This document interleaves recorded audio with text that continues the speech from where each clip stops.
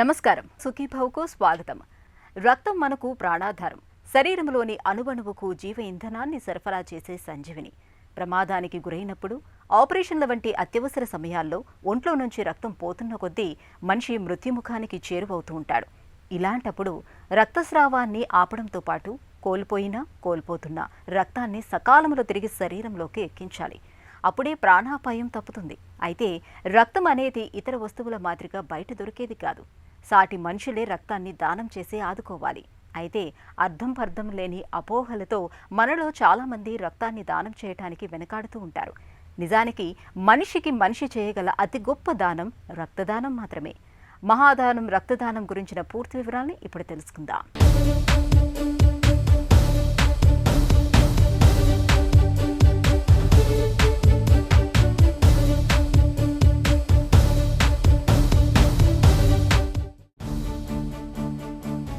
రక్తం మనిషికి ప్రాణాధారం. ప్రమాద ఘడియల్లో రక్తం పోతున్న కొద్దీ మనిషి మృత్యుముఖానికి చేరువవుతుంటాడు. ఈ ఆపద సమయంలో రక్తమే సంజీవిని.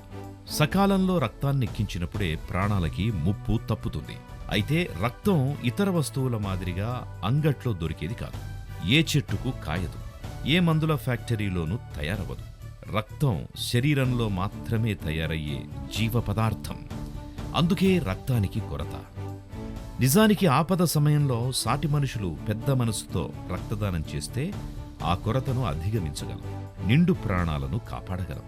ప్రమాదాలు జరిగినప్పుడే కాదు, కాన్పుల సమయంలోనూ, ఆపరేషన్లప్పుడు, క్యాన్సర్ జబ్బులకు కీమోథెరపీ తీసుకుంటున్నప్పుడు, హిమోఫీలియా, థాలసేమియా వంటి రక్త సంబంధ వ్యాధుల్లోనూ శరీరంలో రక్తం కొరత ఎక్కువగా ఉంటుంది.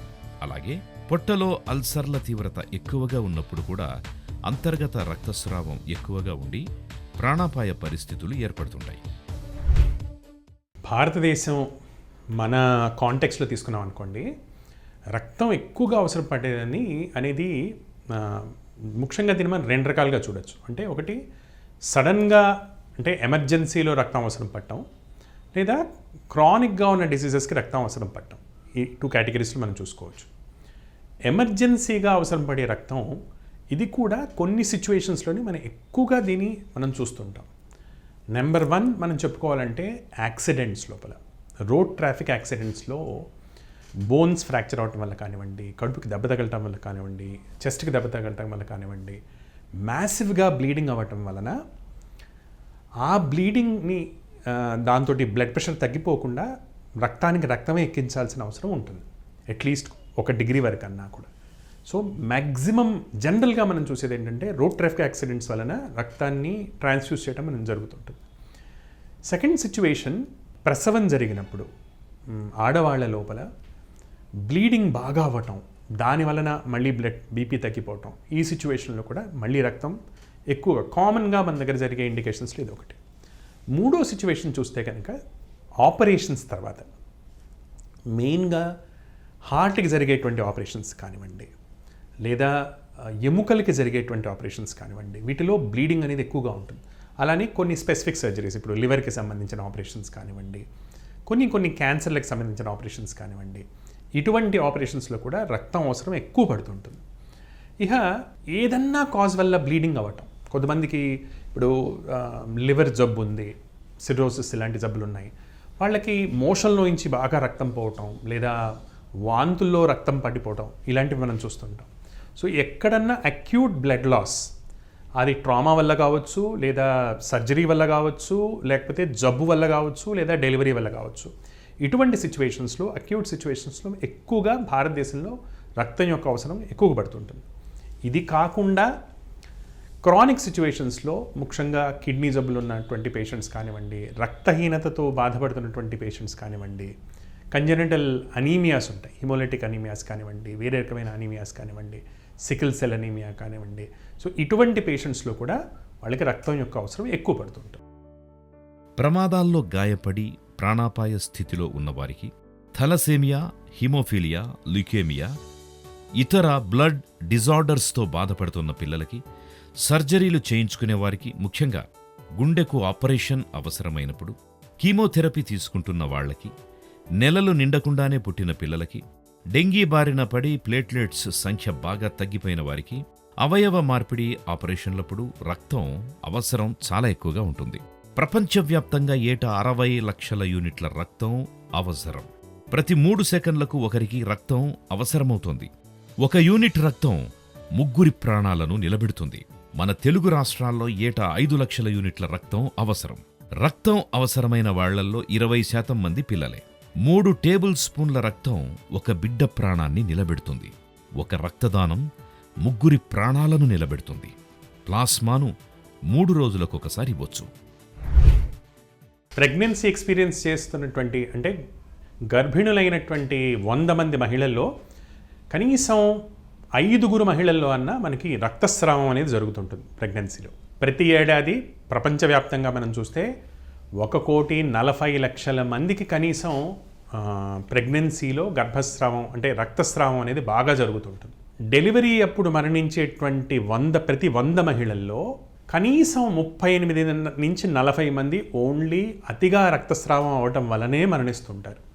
సో ఇది మనకి భారతదేశ గణాంకాలు చెప్తున్నటువంటి సత్యం ఇది. సో 100లో ఆల్మోస్ట్ 38 to 40% డెత్స్ అన్నీ కూడా మెటర్నల్ మార్టాలిటీ అన్నది ఏదైతే అంటామో ఇది పోస్ట్ పార్టమ్ హెమరేజ్ లేదా డెలివరీ అయిన తర్వాత ప్రసూతి అయిన తర్వాత జరిగేటువంటి రక్తస్రావం వల్లనే ఇది జరుగుతుంటుంది. దేర్ఫోర్ ఖచ్చితంగా ఈ గర్భిణీ స్త్రీలలో ప్రసూతి సమయంలో జరిగేటువంటి రక్తస్రావం అనేది చాలా కామన్, చాలా విస్తృతంగా ఉన్నటువంటి ప్రాబ్లం. అండ్ మనం ఇంతకుముందు అనుకున్నట్టు బ్లడ్ డొనేషన్ వలన వీళ్ళలో చాలా లైఫ్స్ మనం కాపాడగలుగుతాం కూడా. రక్తదానం అనేది బేసిక్గా హెల్తీగా ఉన్నటువంటి వాళ్ళు, ముఖ్యంగా 18 సంవత్సరాలు దాటిన వాళ్ళ నుంచి 55 సంవత్సరాల వయసు ఉన్నటువంటి వాళ్ళు ఎవరన్నా చేయొచ్చు. వీళ్ళల్లో ముఖ్యంగా వాళ్ళకి 2 క్రైటీరియాస్ చూస్తాం. ఒకటి ఏంటంటే వీళ్ళ నుంచి పక్క వాళ్ళకి వచ్చేటువంటి ఇన్ఫెక్షన్స్ అనేవి ఉండకూడదు. ఫర్ ఎగ్జాంపుల్ హెచ్ఐవి కానివ్వండి, హెపటైటిస్ బి కానివ్వండి, హెపటైటిస్ సి కానివ్వండి, మలేరియా కానివ్వండి, సిఫిలిస్ కానివ్వండి, ఇలాంటి కొన్ని బేసిక్ ఇన్ఫెక్షన్స్ ఏవైతే రక్తం ద్వారా ఒకరి నుంచి ఒకరికి ట్రాన్స్మిట్ అవుతాయో అటువంటి ఇన్ఫెక్షన్స్ ఉండని వాళ్ళు.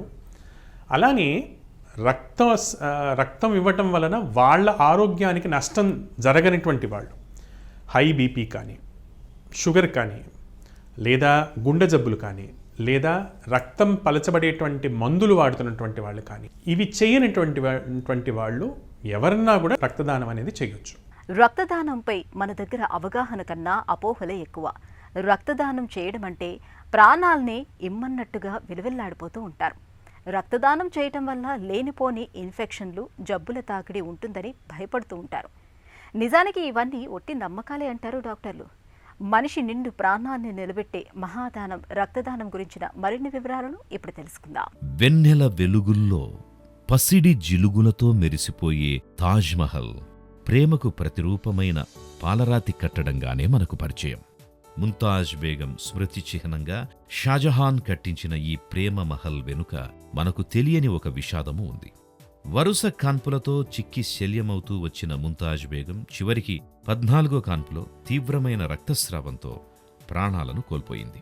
ఆధునిక వైద్యం కొత్త పుంతలు తొక్కుతోన్న ఈ రోజుల్లో కూడా ప్రసూతి మరణాల సంఖ్య తగ్గడం లేదు. మనలాంటి అభివృద్ధి చెందుతోన్న దేశాల్లో ప్రసూతి మరణాలు అనేవి నేటికీ ఒక పెద్ద సామాజిక సమస్యగానే ఉంటున్నాయి. కాన్పు సమయంలో తీవ్రమైన రక్తస్రావం జరగడం, సకాలంలో రక్తం అందుబాటులో లేకపోవడం కారణంగా కాన్పు సమయంలో ఎంతోమంది తల్లులు ప్రాణాలను కోల్పోతున్నారు. ప్రసూతి మరణాలకు కారణం తీవ్రమైన రక్తస్రావం, రక్తం కొరతే కారణం. రక్తదానం చేయకూడని వాళ్ళు బేసికలీ ఈ 2 కేటగిరీస్లో పడతారు.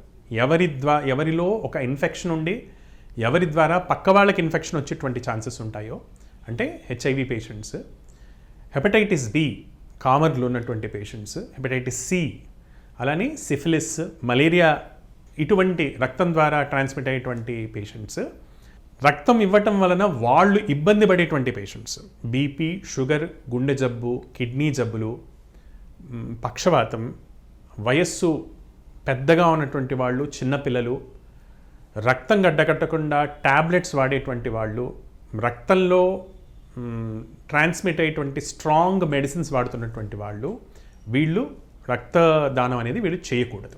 రక్తదానం అనే ప్రక్రియ బేసికలీ మొదట రక్తదానం ఇవ్వడానికి వచ్చినటువంటి వాళ్ళని డాక్టర్ పరీక్షించి వాళ్ళకి రక్తం ఇవ్వడానికి అర్హత ఉందా లేదా, వాళ్ళ వలన పక్క వాళ్ళకి నష్టం జరుగుతుందా, రక్తదానం వలన వాళ్ళకి నష్టం జరుగుతుందా అనేది బేరీజ్ వేసి, దాని తర్వాత వాళ్ళ గ్రూప్ ఏంటి అనే టెస్టింగ్ కానీ, లేదా వాళ్ళ బ్లడ్లో వేరే ఇన్ఫెక్షన్స్ లేకుండా ఉన్నాయా లేదా, ఫిజికల్గా వాళ్ళకి అది రక్తదానం ఇచ్చేటువంటి అవకాశం ఉందా లేదా, అంటే కొంతమందిలో నరాలు చాలా సన్నగా ఉండటం, ఏ నరంలో అయితే మనం మెయిన్గా రక్తం తీస్తాం అది స్ట్రైట్గా లేకపోవటం, ఇలాంటి ప్రాబ్లమ్స్ ఏవి లేకుండా ఉన్నాయా లేదా అని బేరీజు వేస్తారు.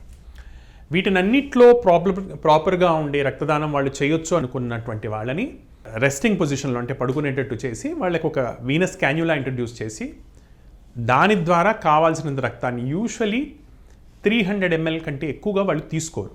జనరల్గా 300 ml రక్తం వరకు తీసుకోవడం అనేది జరుగుతుంది.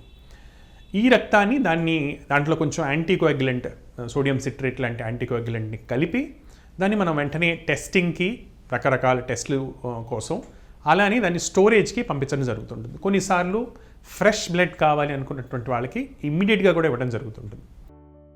మనిషికి మనిషి చెయ్యగల అతి గొప్ప సాయమైన రక్తదానం గురించి మనలో చాలామందికి సరైన అవగాహన లేదు. ఒకరి ప్రాణాలను కాపాడేందుకు రక్తదానం చేయమని అడిగితే తమ ప్రాణాలనే ఇమ్మన్నట్టుగా ఇదైపోతారు చాలామంది. రక్తదానం చేయాలనున్నా లేనిపోని అపోహలు కొంతమందిని వెనక్కి లాగుతుంటాయి. రక్తదానం నొప్పితో కూడిన వ్యవహారమని, సన్నగా ఉన్నవారు రక్తదానం చేయకూడదని, రక్తదానం చేస్తే లేనిపోని రోగాలొస్తాయని, ఇలా రకరకాల నమ్మకాలు ప్రచారంలో ఉన్నాయి. నిజానికి రక్తదానం చేస్తున్నప్పుడు సూది గుచ్చినప్పుడు చురుక్కుమనే నొప్పి తప్ప ఇక ఎలాంటి బాధలు ఉండవు. అరగంటలో ఈ వ్యవహారమంతా ముగిసిపోతుంది. రక్తదానం చేయడం వల్ల ఒక నిండు ప్రాణం నిలబడడమే కాదు, రక్తం ఇచ్చినందుకు మనకు మేలే జరుగుతుంది. మన లోపల కొత్తగా ఎర్ర రక్త కణాలు పుట్టుకొచ్చి శరీరం నిత్యనూతనంగా మారుతుంది. అంతేకాదు, తరచూ రక్తదానం చేసేవారిలో గుండె జబ్బుల ముప్పు బాగా తగ్గుతున్నట్లు, రక్తపోటు చక్కగా అదుపులో ఉన్నట్లు చాలా పరిశోధనలు చెబుతున్నాయి.